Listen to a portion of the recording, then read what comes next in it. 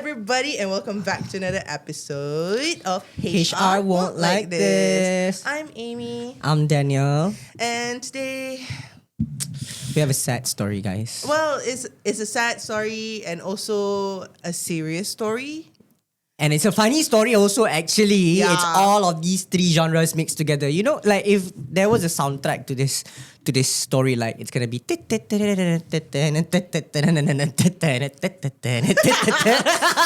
you can see, he's showing me because something happened. This is to the me. clown and she operates the circus. I am the jester of all jester. You know, sometimes I wonder, like, do our boss think that they hired crazies? That's why I told him the other day, like, you know, instead of SW, like change it to CP. What is CP? Crazy people. Crazypeoplestrategies.org. Because, like, okay, this is for people out there. Something happened to me last week. Okay. Breaking her silence. Actually, not last week. Something happened to me this week. 3 okay? days ago, I think. This is still fresh in her mind, okay? After this, she needs to go to therapy. I mean, I feel a bit traumatized, but I'm gonna talk about that after this. Yeah, because today, we're going to be talking about Scams. Dong, dong, dong.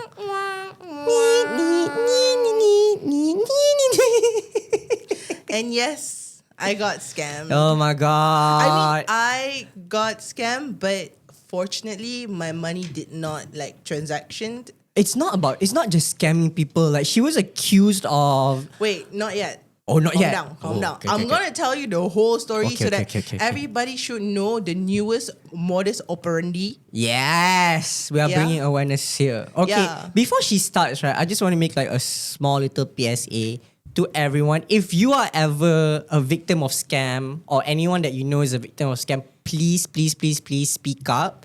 Do not be ashamed that you are scammed because this could literally happen to anyone under the sun. Yeah. We've heard stories about people like, you know, getting like professors getting Yeah. scammed like millions, doctors getting scammed out of like their lives.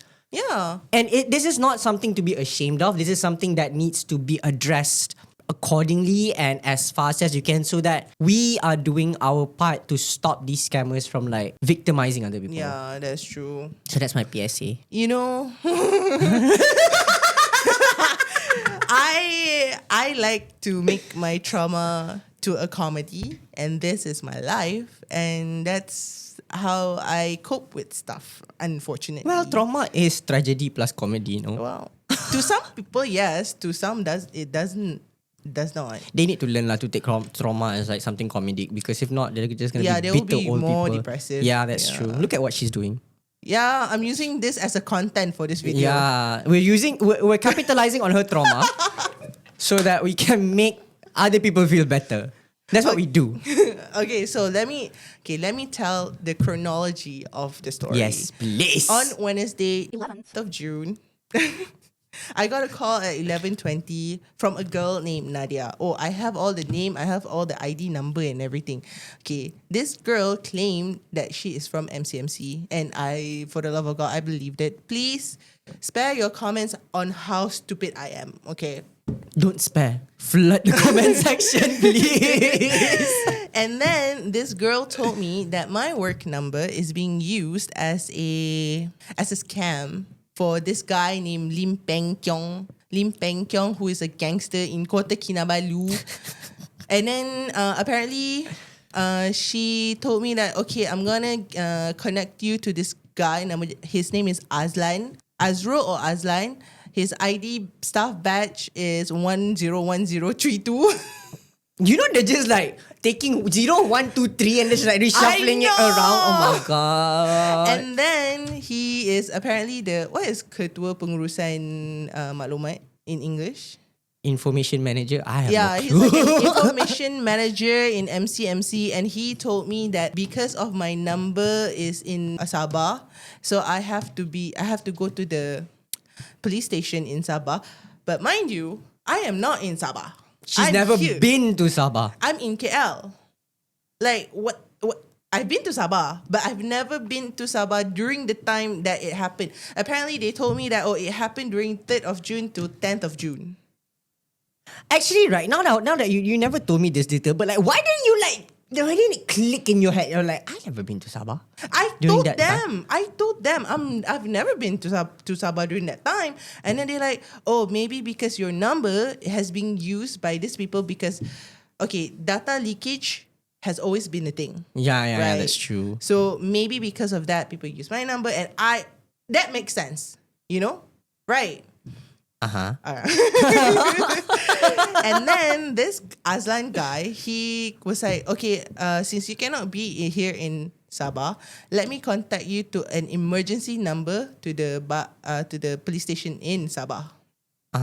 So he contacted me to this police station in Sabah. When I Google the police station in Sabah, it has the number that is being used by the scammers. It's the same phone number that's being used. But then they put like a +83 claiming that it's a recording number. Somebody just sighed. Somebody in the background just let out like. And I stupidly believed it because, okay, let me wind it up a little bit. The Azlan guy, right, the MC manager guy said, oh, you need to close off your laptop, you need to close off your data because we can sense the frequency and this recording is to be given to the court and whatnot. And I stupidly did it. I left my house to a parking lot in a mall. Mind you, my car doesn't have any aircon and is an old beat up car, but I love that car so much. Doesn't have any aircon, so I was in the aircon since 12 p.m.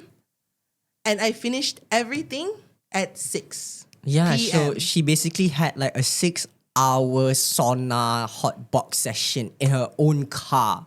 I almost fainted. I think you fainted lah. I think you must have fainted like a few short Because times. I was like laying down on my chair. I was like, and then anywho, so this MCMC guy connected me to the police station. I talked with Sergeant Sufyan, and I keep botch his name, Safian and Sufyan. And then he was like, he got so mad, like, it's Sufyan, not Safian. I was like, It's Sundal to you. but he keep calling me Aini, and I don't get pissed off. Like, calm down. And then, okay, mind you, I feel like I was in a trance because I just like, everything happened on a call, which is the first red flag.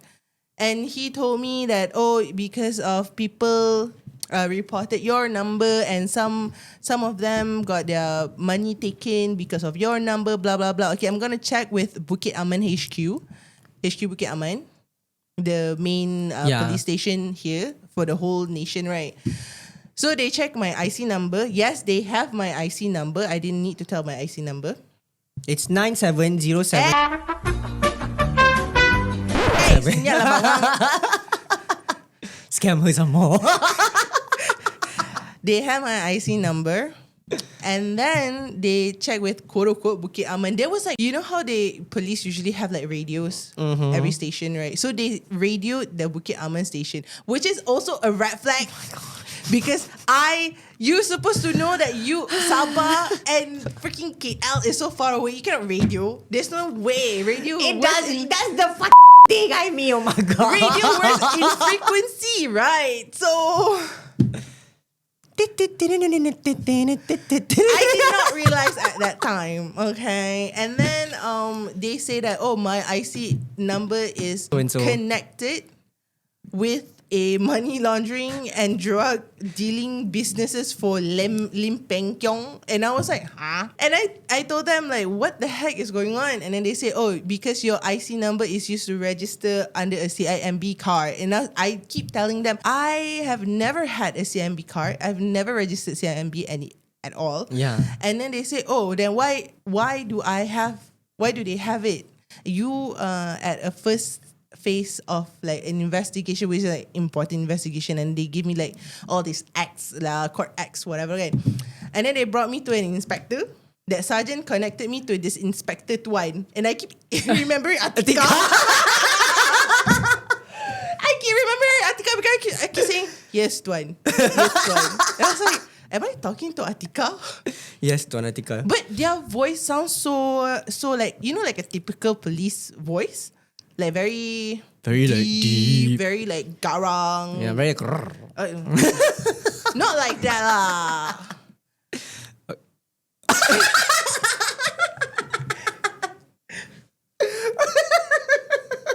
Okay, continue.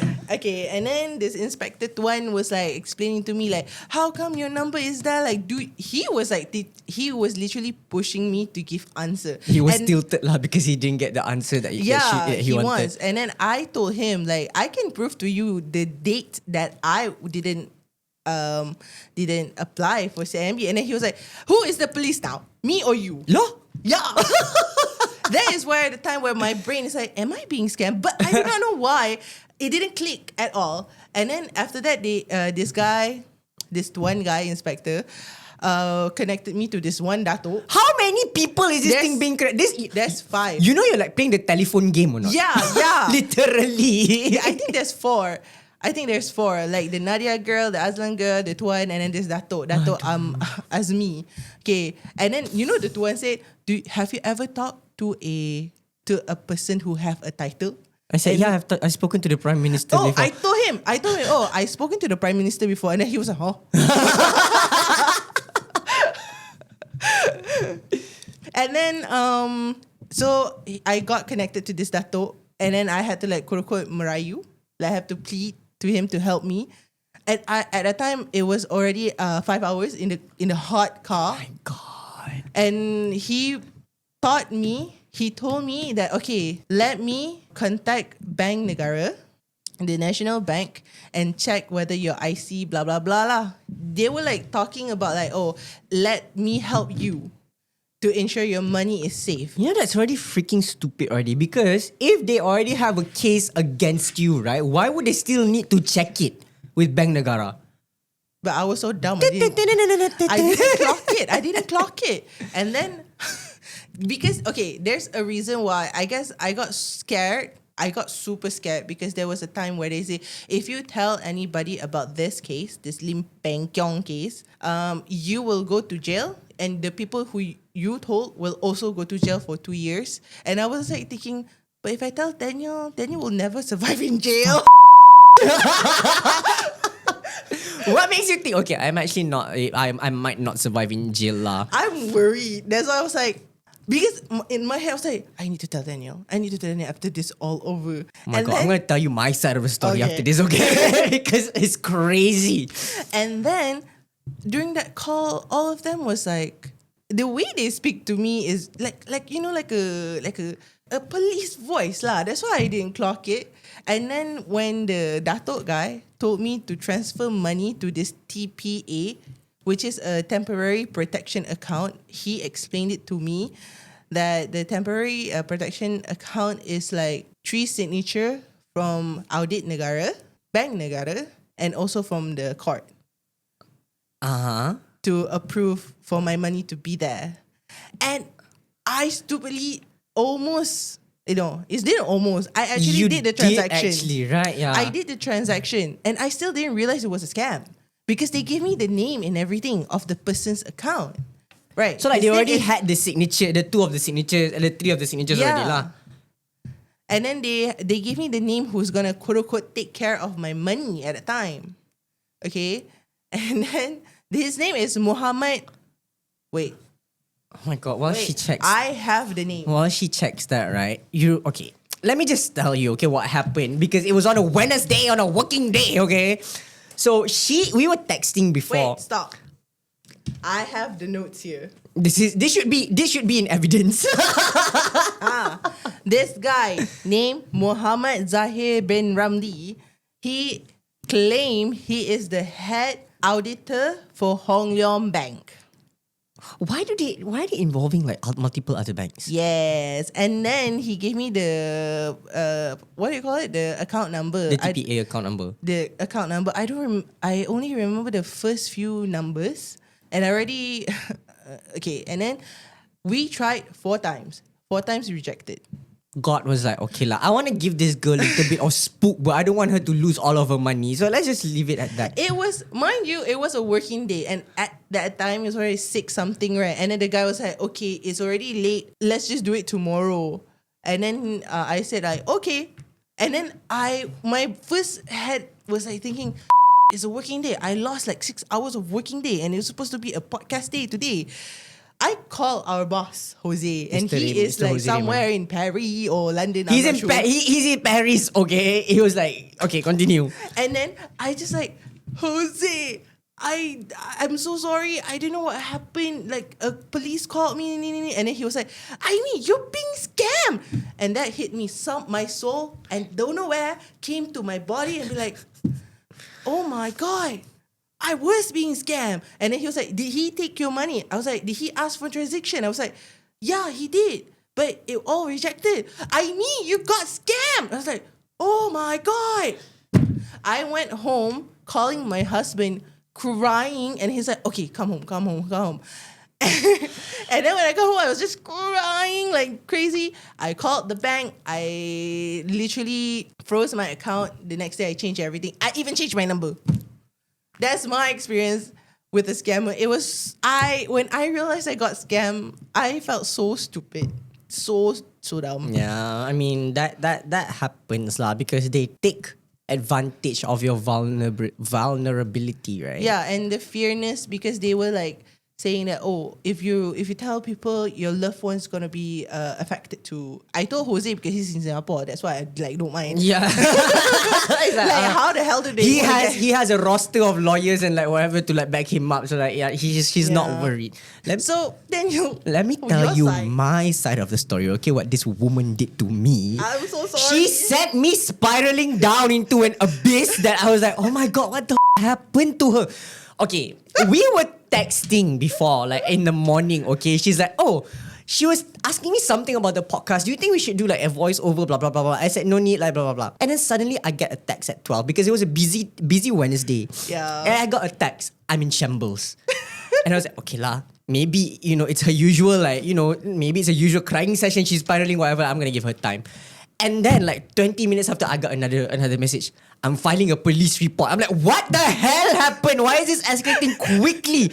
I texted her, hey, are you okay? Did you get into a car accident? Call me when you can. Radio silent. Okay, because apparently this woman was in an Aeon parking lot for 6 hours having a sauna session. So I was like, I didn't know at that time. So I called everyone that I know that knows her, right? At first I reached out to her husband. I don't even have the husband's number. So I went digging in her Instagram account, trying to find how I can contact the husband. And I DM'd the husband. Hi Faris. Sorry for reaching out to you like this, but I'm just worried about Aini. The last messages that she sent me were quite concerning. Do you know where she is? And again, I'm sorry for texting you like this. And then Faris was like, I actually cannot contact her also. I just got home and she's not at home. The moment he said that, like the images that went into my head, right? I said, okay, I have to be ready for the news headline to say a woman has been found inside a drum next to like the bridge in a white Proton car is left stranded nearby. I'm like, oh yeah, is it she's kidnapped, she's dead, or she tried to jump off of a building? I have like whatever the hell it is, right? And then I texted her, I don't know what happened to you. You don't have to tell me, but just let me know you're safe. And then you know what this bugger said? I'm safe, but it will be long. And I'm like, what do you mean? I was like, what do you mean it will be long? And then I said, okay lah, whatever it is, as long as you're safe. I literally got into like a small panic attack where I was just like at home, and Atika was like, Atika and Julia, are you crying? And I was like, I don't know, I think I'm low-key having a panic attack. What if she hung herself somewhere and like her body is not found? I'm like, and then she had the nerve and the cheek to call me at 17. I'm like, I got scammed. I'm like, what do you mean? Oh my God, I was so like, I think my blood pressure went up. Oh my God, but yeah.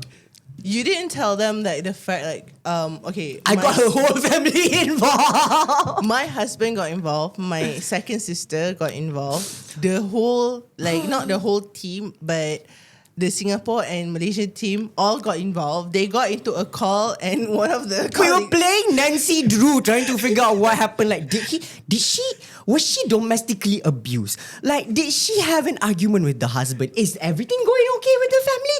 And everyone was playing Nancy Drew. Okay, we were Sherlock Holmes trying to follow Cookie Crumbs. But Jose had like the inkling, like, is she got scammed? No, because Jose said like, is there something going on domestically? Because Jose and I, we were also spiraling. Loki, that guy is in Paris, like was about to go into the Louvre, and then when she found out about the news, right? She was like, "Do you think that something happened?" I said, "I don't know lah, but for my mind, I think she tried to commit suicide." I was like, really, just like all of the worst case scenario playing in my head, okay? And then I guess because I had the tendency, right? That's why you thought about and it. then Jose called me. You know what he said? Hey, you know your good friend got scammed or not? And I'm like, what do you mean? How? And then he's like, I may tell you later, but you all are two peas in a pot. And I'm like, well, you don't have to air up my dirty laundry at that point. But like, yeah, whatever. So yeah, that's what this. Oh my god, this girl! I swear to God, I swear. But honestly, right, like, I felt like I'm a bit smart enough not to get scammed, but somehow when you have that... Well, that theory has been proven wrong.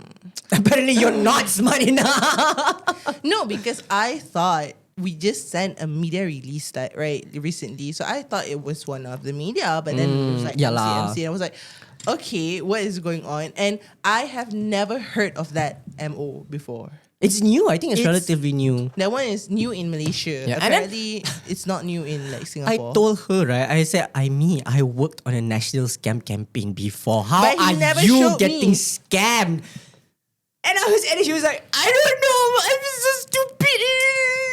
Yeah, I mean the mental Anguish. anguish after knowing that I got scammed. Yeah, It was okay. It bothered me, of course. and it sticks to me because okay, we're gonna get into a very serious conversation now. We had like a laugh, blah blah blah. Because like now, I get scared whenever there's like, I don't blame the man, but because the person who called me, Let's blame the man.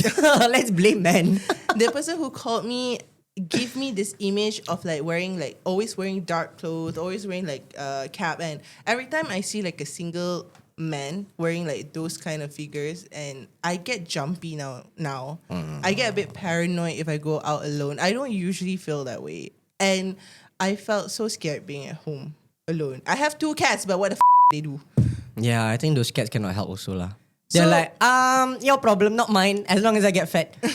And I get like, the feeling of dumbness. How dumb can I be to fall for like a elaborate story that there is a loophole and there's a plot. This is how it is, right? With scams, right? It's like when you notice it, it's like it's so obvious that this is a scam. But then again, it gnaws at you because you feel stupid, and that's why I think a lot of like scam cases are not really reported. Is because of like the shame that they feel. But like I said, right? Whenever you feel like you've fallen victim to like a scam tactic, right? Immediately report it. Don't really dwell and like, oh my god, I'm so stupid. Like, how can I fall for such a simple tactic, right? But no, because here's the thing, like scams, what they do is like they take advantage of like your vulnerability and also like that fear factor of like something is gonna happen to me, right? Fear, especially fear. Yeah. I reported to my bank, so I hope they do something. And then the bank is like, this girl is so stupid, leh. I mean, I accept that I was stupid. Yeah, I yeah, wasn't aware or diligent enough to do my own research about the newer tactic scam and whatnot. But that's why we're here. That's why I'm Yeah. going to tell you my experience. And it was during a work time. And I was so. And you know what the funniest part is? After I finished crying to my husband, I called my sister and then I called him. And when I called him, I was like, you know what's the worst part? Today's podcast day. I missed our podcast day. And I was like, it's okay lah. As long as you're not in a drum somewhere, I'm fine. Like, you know what? The podcast we can skip one day lah. At the same time, I felt so bad to my colleagues and my family. Apparently, my sister contacted my mother and my grandmother, finding I me. got the whole family involved. My husband went to police station nearby our houses. 3, right? Yeah, 3 police He went to stations. 3 police stations trying to find if this girl is there. And Brother. then the Malaysian and Singapore colleagues, they called me, except for Sheng Roy, they called me. For sure, bro. Hey, come on, Sheng Roy said what? Oh, this is Aimee. Yeah. When I was spiraling, right, and we were all in a call together, and I was like, quiet. And then this right, you know what she said? So this is Aimee's waiting room, ah. And I was like, hey, baby, it's not funny, okay? At this point, she could be dead, okay? She could be dead, and like, this is what you're saying. But yeah, I mean, Yeah, if Sheng you- Roy, Sheng Roy.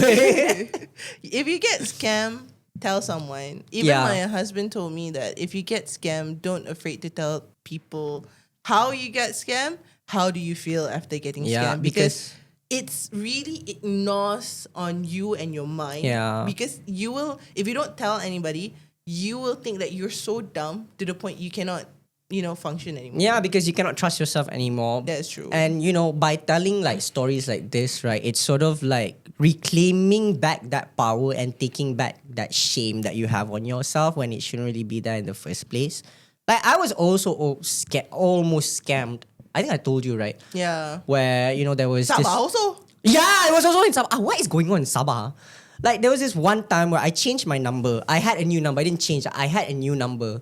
And 3 days later, this was during my unemployment period. Because I thought it was like a recruiter like calling me, yeah, right? yeah. So I was like, hello? And she said, we're calling from IPD Sabah and like also Post Laju apparently because they found 3 ICs that are tied under my number and it's being used for like also like drugs and illegal weapons, I think. So I was like, I never gave you like, I never produced any ICs. And also, this is a new number. How did you get it? And what's funny was, I asked them, okay, can you give me my IC number? Because if you have every, like, the tracking details and everything, right, of course my IC number is going to be there. Can you give me my IC number? Oh, we cannot find your IC number now because it's, like, encrypted. I said, bullshit! Okay, like, at that point, I was just toying with them. Can you give me your staff ID? Can you give me your name? Can I go and meet you at, like, this... they wanted me to see them at the post office headquarters. The one in... The one in KL. yeah, the one in KL. I said, that's like so fucking congested. I'm not gonna go there.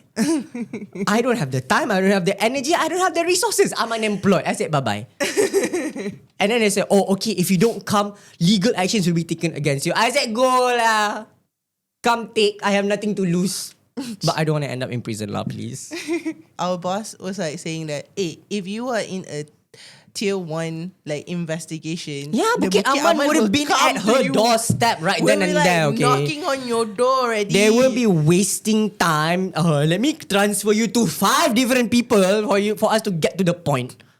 Yeah, I mean, yes, I was dumb to not realize it was a scam. No lah, it's okay. But it's okay. Now that I know it is a scam, and after this, I hope people can learn from my experience. But honestly, there was like, you just don't, maybe because it was the heat, Koi. Yeah, I think that it was could the be heat. I was in too. the car. I was sweating I everywhere. think after this, I think you might have lost like 10 pounds. Well, I ate sukiya yesterday, so never mind. I came back. No lah, but this kind of experiences also, I'd say it builds character. So after this, you know how to manage yourself and also how to be safe out there, okay? So this has been Hisha Won't Like This, and we hope that with Aimee's story, it sort of sheds light onto the ever-evolving scams. Scam world. Yeah, that are happening not only in Malaysia, but also across the globe entirely. Yeah. So be careful. Thank you so much for listening and tuning in on YouTube. Please share, like, subscribe, hit the notification bell, whatever it is. Drop your comments or your And experiences experiences. if you guys have ever, been scammed or like fallen victim into like a scam Yeah. attempt. We will- Let's spread out all their MOs so that Yes. everybody will know like what's their next move. Yes. And with that, we will see you on the the next next one. one. Bye-bye.